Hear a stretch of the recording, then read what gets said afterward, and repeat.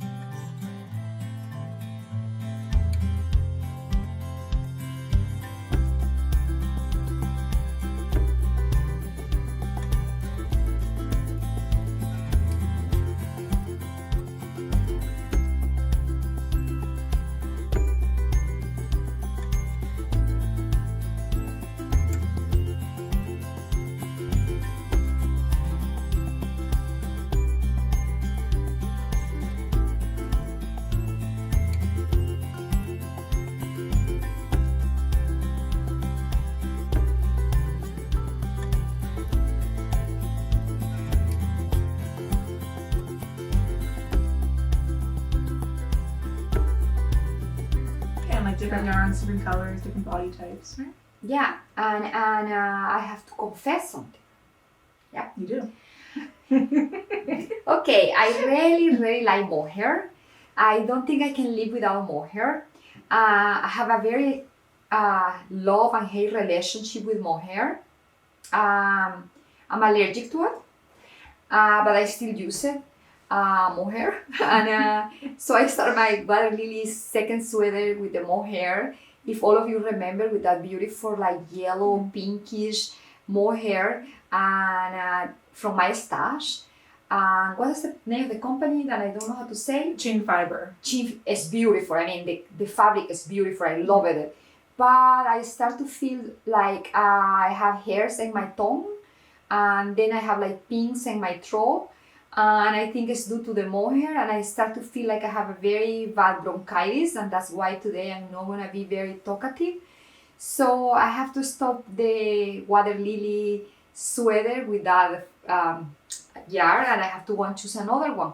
So hopefully I get better soon with the mohair situation, because I don't think I can keep knitting without mohair. It's pretty hard for me. Although I must say that I really love the hair's feeling, although it doesn't have mohair. I love it. It's I'm in love with that yarn. I can make anything with it, and I'm making some baby stuff with it that it's going to be a surprise, and I enjoy myself.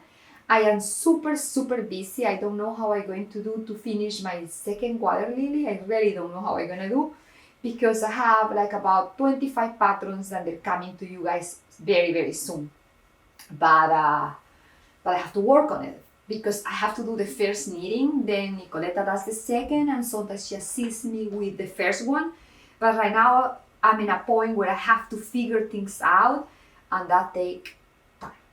Anyways, so we should talk a little bit about how we're going to join the sweater together.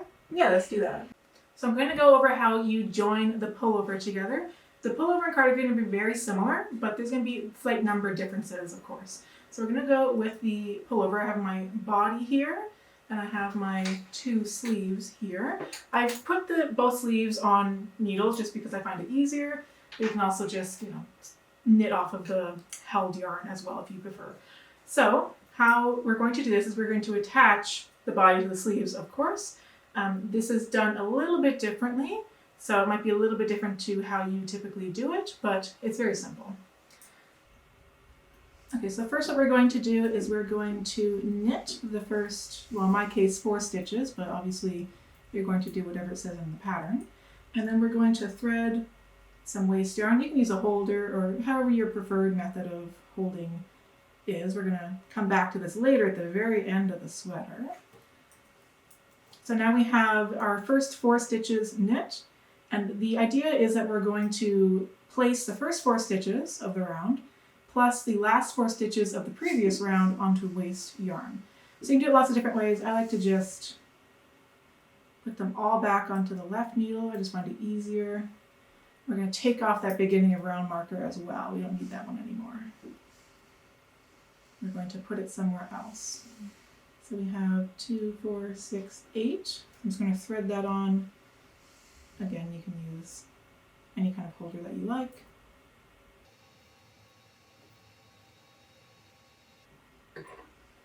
And just for ease for later, don't make it super tight, because I find for me, it's harder to pick up all these stitches for grafting at the end if they're really, really tightly on there. So I just make sure it's secure, but I don't make it really small. And we have our first underarm stitches held right there. So now for my size, we have removed our beginning of round marker. We need to knit 86, so I'm going to do that.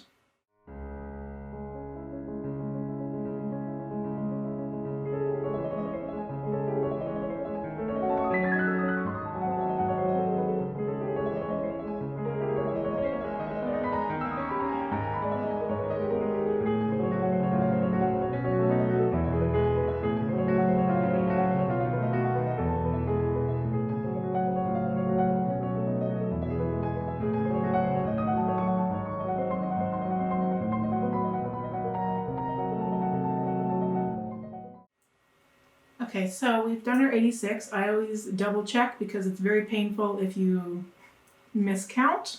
You have to basically do your whole thing over again. So now we're going to, again, place these stitches onto holders. But the difference is you want to place the last 8 stitches that you just worked. So these ones are already knitted.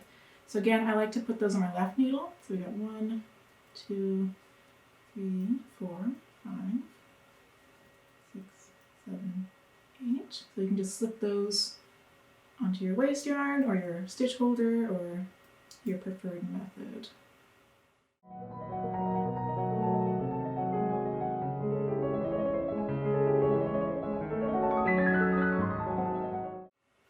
Okay, and then we're going to continue on to the end of the round. The end of the round is going to be where you have those first stitches on hold there. So just knit all those stitches, and then we'll show you how to join all the sleeves together.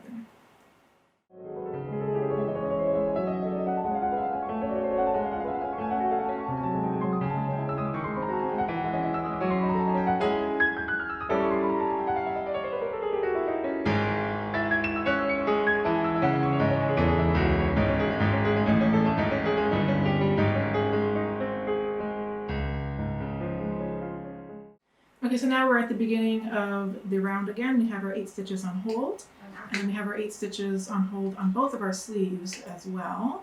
And basically you want to kind of line them up so that when we're done, you're going to graft those stitches together. So I have them on needles here. If you don't, I find it easier to slip them onto a pair of needles, but you can also knit straight from whatever holder you have, but I just prefer to put it on needles myself. So the idea is that you're going to knit all of the stitches from one sleeve and then work our way to the next stitches on hold and then do the same for the other sleeve.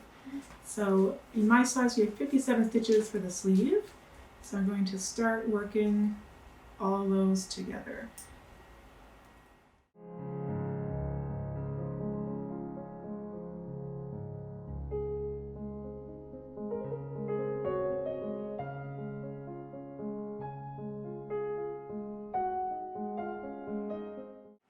Okay, we have our first sleeve on. I'm just going to get rid of this needle.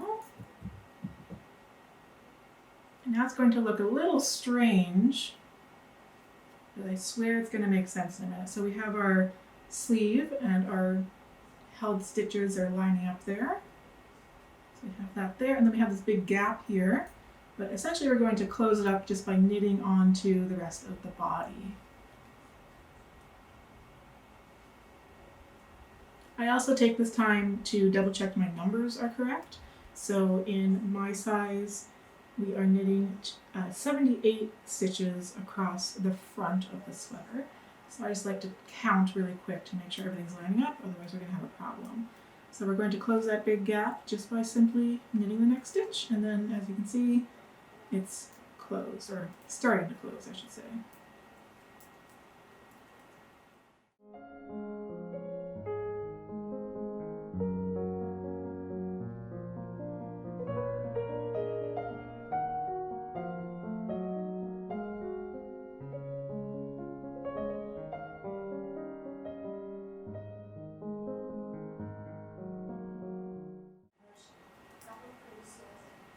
Okay, we've done our 78 stitches. We are now at where we are for the held stitches here. We're going to do the same thing. We're going to take our second sleeve and we're going to line that up so that the two are going to be able to join later. I'm just going to knit the whole sleeve on, again counting to make sure I have the right number, which in this case is 57 stitches.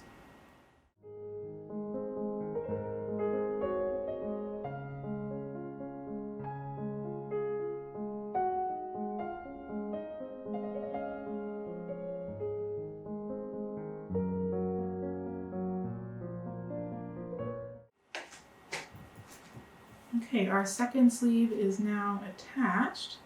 We need to do just a little bit more because we need to work to the center back of the pullover because that's going to line us up for the short rows in the next step. So for my size, that's knit 39 stitches. Again, we're going to close up that hole there and fully join it together.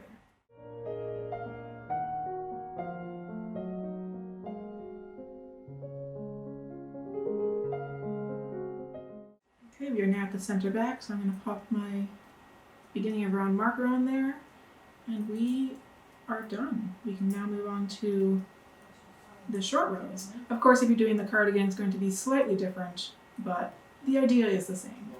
So now we've got our center back here all marked, and we have our two sleeves here and here. And that is basically what it's going to look like. It looks a little weird right now, but it's going to get better, of course. Hi, I'm just here to show you what you shouldn't do when you join something together.